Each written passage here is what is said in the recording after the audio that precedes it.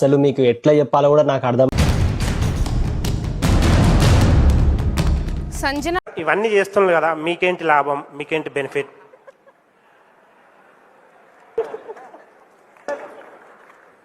నేను మీకోసం పని చేయాలా వద్దా?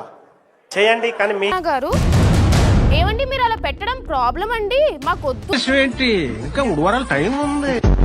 కూతురు బంగారం, మరి కోడళ్ళు వజ్రాలు వైడూర్యాలు మణిమ అన్నా కూడా లేదు, నేను అట్లానే ఉంటా, నేను ఆ స్టాండ్ మీద ఉంటా, అది స్టాండే కరెక్ట్ కాదు. ఎల్లబుద్ధి కావట్లేదా సార్? మొదట్లో అలాగే ఉంటుందండి, ఓ 2 మిట్లు దిగితే అదే అలవాటు అయిపోద్ది.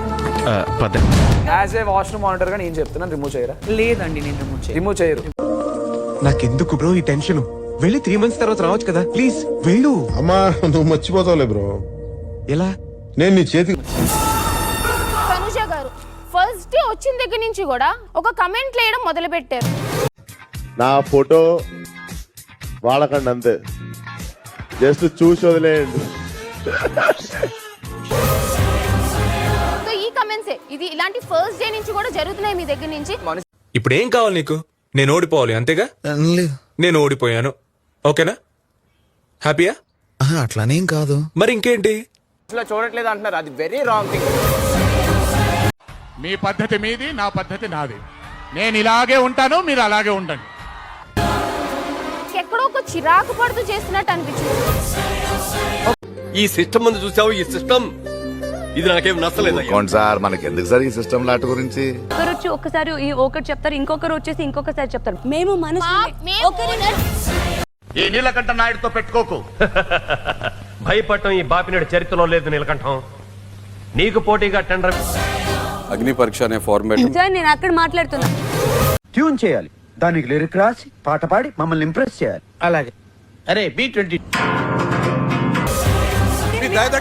ఏంటి?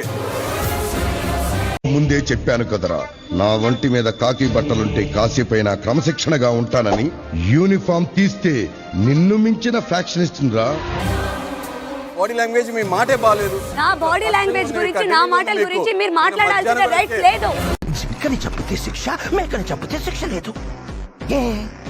జింకలు తక్కువగా ఉన్నాయి, మేకలు ఎక్కువగా ఉన్నాయి. ఎక్కువగా ఉండడం మేకలు తప్ప. ఈ భూమి మీద మేకల కంటే ఎక్కువగా మనుషులున్నారు. నాకు హర్ట్ లేదు, బిహేవియర్ బాగలేదంటే ఒక ఆడపిల్లకి నువ్వు మోసం చేయడం చేతగాని అసమర్థుడివి, మంచితనాన్ని నమ్ముకున్నా పిచ్చోడివి. అందుకే ఇస్తా. బిహేవియర్ గురించి మాట్లాడితే ఒక మనిషి అది ఎట్లా పోట్రే అవుతుంది బయటికి? మన పని మనం చేసుకుంటూ పోవాలి.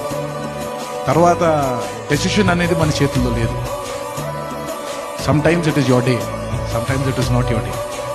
So winning or losing, take it on to your stride and move on.